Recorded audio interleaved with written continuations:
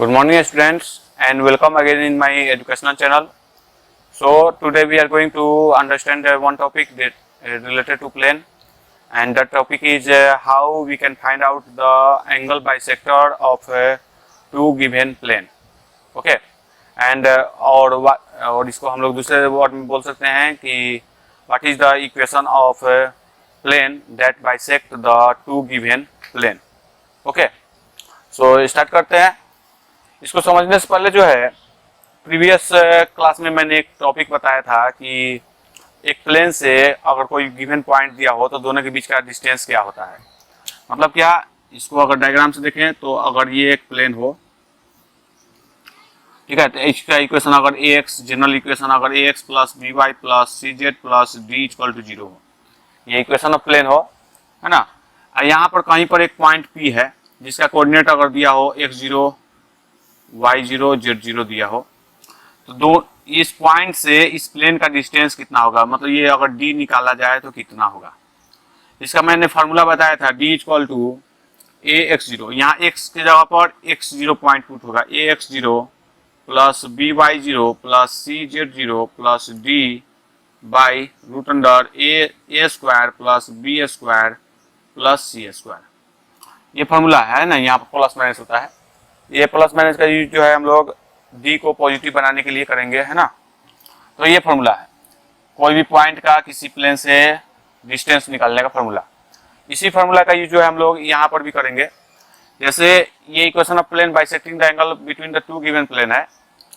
इसका मीनिंग जैसे अगर एक एंगल हो, ठीक है, तो एंगल को बाइसेक्ट करने वाला जो लाइन होता है इसको एंगल बाइसेक्टर बोलते हैं, है ना.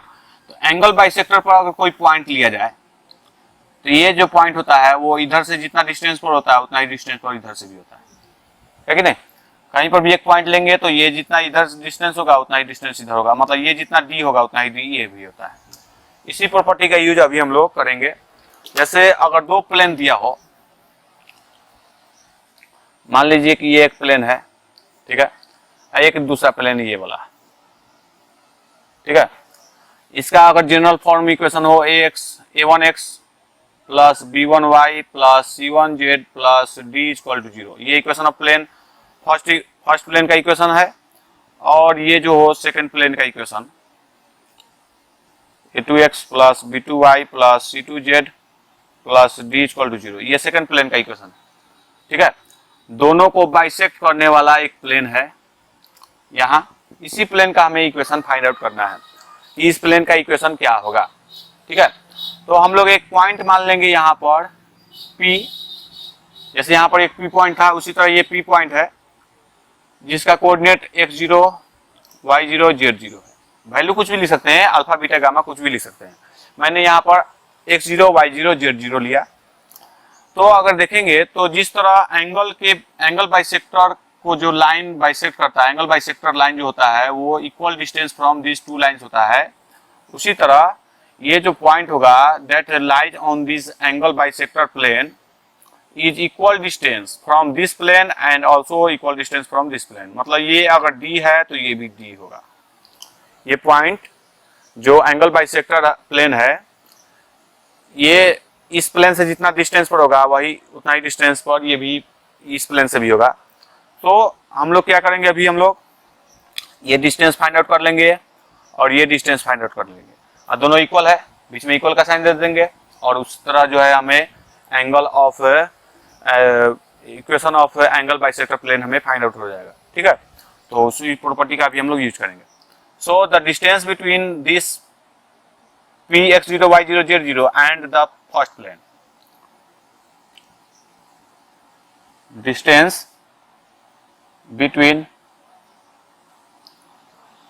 point P का कोऑर्डिनेट कितना है, तो x0 y0 z0 and first plane. Distance को मैंने क्या माना, d माना, था d इक्वल टू ये पॉइंट से इस प्लेन का डिस्टेंस कितना होगा, तो इसी फॉर्मूला का हम लोग यूज कर सकते हैं, है ना.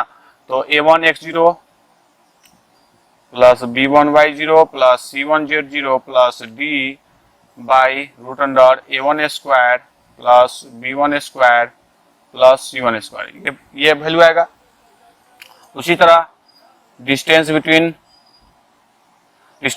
This point P and the second plane, distance between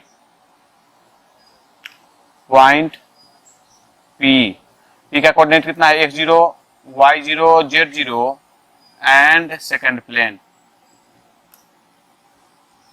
plane और ये इस पॉइंट के बीच का डिस्टेंस कितना होगा, तो d इक्वल टू ये जो पॉइंट है और इस प्लेन के बीच का डिस्टेंस, तो फिर इसी फार्मूला का यूज कर सकते हैं, है ना, यहाँ पर प्लस माइनस होगा।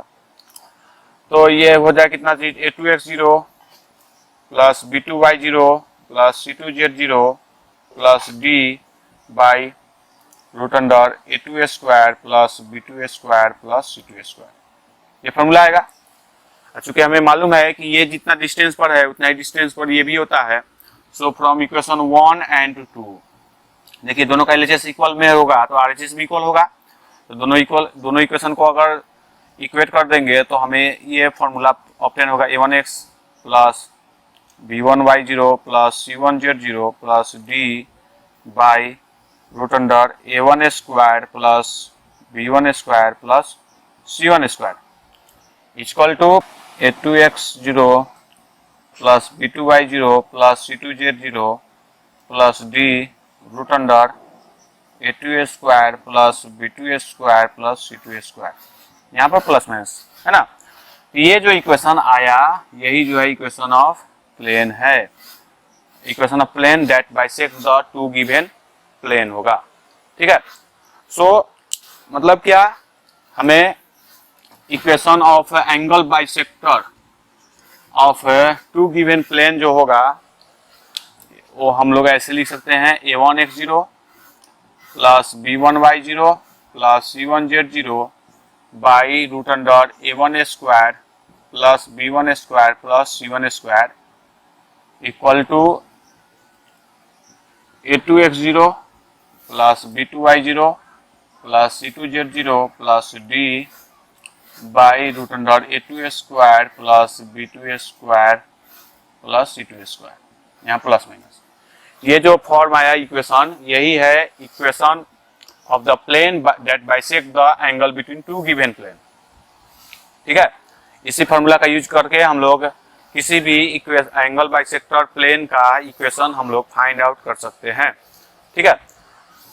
यहाँ पर a1 b1 c1 क्या है, तो direction ratios of first plane होगा, है ना। a2 b2 c2 क्या होगा, तो direction ratios of second plane होगा। और x0 y0 z0 क्या है, तो that is the point given on the first angle bisector plane होगा, ठीक है। I hope you understand it. So कल मिलते हैं, तो thank you, have a nice day.